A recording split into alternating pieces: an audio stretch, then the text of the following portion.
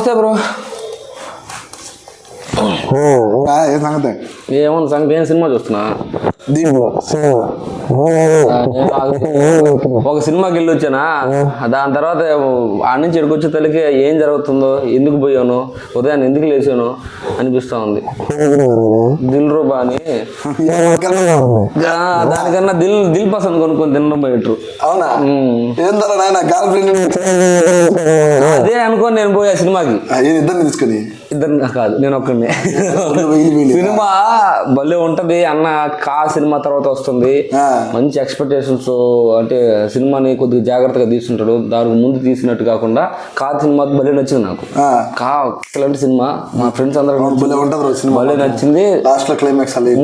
దాని తర్వాత వచ్చే సినిమా కాబట్టి పిచ్చగా ఉంటదని వెళ్ళాను. కొద్దిగా బాగుంటది కదా, యాదో ఎక్కడో ఒక దగ్గర బాగుంటది కదా, నేను వెయిట్ చేస్తాను. సినిమా అయిపోయింది. అదే విషయం, అదిదా సర్ప్రైజ్. అసలు సినిమా చూస్తున్నాను సేపు, ఎందుకు వచ్చాను, ఏం జరుగుతుంది. దాంట్లో ప్లస్ ఏమన్నా ఉందంటే కిరణ్ అబ్బవరం, ఇంకేం లేదు. ఆయన పర్ఫార్మెన్స్ బాగుంది. ఆయన మంచి మెటీరియల్ అబ్బా, కరెక్ట్ గా వాడట్లే. ఆయనకి నేను ఒక సజెషన్ ఇస్తున్నా, అది ఇవ్వచ్చో లేదో తీసుకుంటారో లేదో కూడా నాకు అవసరం లేదు, కానీ ఆయన పర్ఫార్మెన్స్ బాగుంది. స్టోరీ సెలెక్షన్ చేసేటప్పుడు మంచి స్టోరీని ఎంచుకొని మంచిగా చూసుకొని, ఆయనకి అవకాశం ఉంది కాబట్టి, మంచి అవకాశాలు వస్తున్నాయి కాబట్టి అది మాత్రం నిజమేరా. మంచి స్టోరీని ఎంచుకుని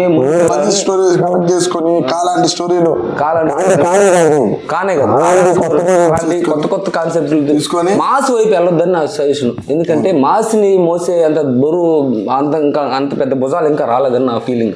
ఆ భుజాలు అంటే పెద్ద షోల్డర్స్ కాదు, ఆ చరిష్మా ఇంకా అది రావాలంటే కొద్దిగా టైం పడుతుంది.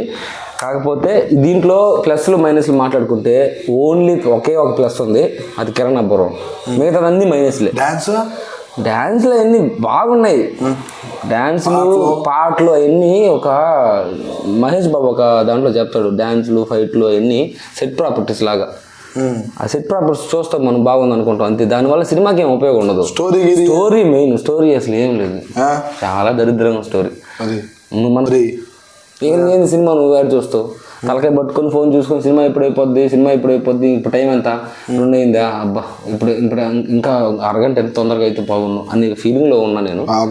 తర్వాత మంచి హిట్ కొట్టే లైన్ లో పడ్డాడు అన్నమాట. నేను కూడా అట్టే అనుకున్నా. బాగాలేదు సినిమా, అస్సలు బాగాలేదు. ఇలాంటి సినిమాలు అయితే కిరణ్ నువ్వు చేయబాకు. నువ్వు వచ్చినా కూడా నీ దగ్గరకు వస్తే కూడా వాళ్ళని పంపించేసి. మంచి మంచి సినిమాలు నీకు రావడానికి, నీ ఎదురుగా రావడానికి చాలా మంది వెయిట్ చేస్తున్నారు, మంచి మంచి స్టోరీలతో.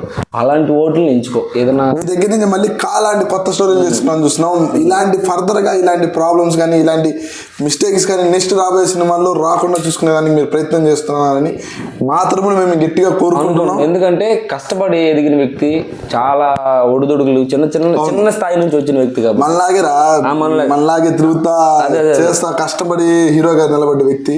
మీరు ఇలాంటి రాంగ్ స్టెప్ లేకుండా మరి సరికొత్త అయినటువంటి లాంటి సినిమాలు, అంటే కాని కాకుండా కొంచెం డిఫరెంట్గా ఉండేటటువంటి కొత్త కాన్సెప్ట్తో వచ్చేస్తున్నటువంటి సినిమాలతోటి మీరు మళ్ళీ కమ్బ్యాక్ ఇస్తారని కూడా కోరుకుంటున్నాను. దీంట్లో ఇక నా హీరోలు ఎందుకున్నారో తెలీదు. నెక్స్ట్ సెకండ్ హీరో కానీ, సెకండ్ ఇప్పుడు ఎక్స్ గర్ల్ ఫ్రెండ్ ఉంది కదా, ఆవిడ వచ్చినా పెద్ద ఇంపాక్ట్ ఉండదు, రాకపోయినా ఇంపాక్ట్ ఉండదు, అలా ఉంటుంది. ఇంపాక్ట్కి ఫుల్గా ఈ సినిమాలు ఏం లేదు. ఓన్లీ ఒక ఇంపాక్ట్ ఫుల్గా ఏముందంటే Sam CS music, background score, interval fight ఒకటి బాగుంటుంది అంతే. దిల్ రూబా అయితే అసలు నాకైతే అస్సలు నచ్చలేదు. మీరు ఎవరైనా ఎలా అనుకుంటే వెళ్ళండి, వెళ్ళి మీకు ఎలా ఉందో కామెంట్ చేయండి. Thanks for watching our video. Signing off.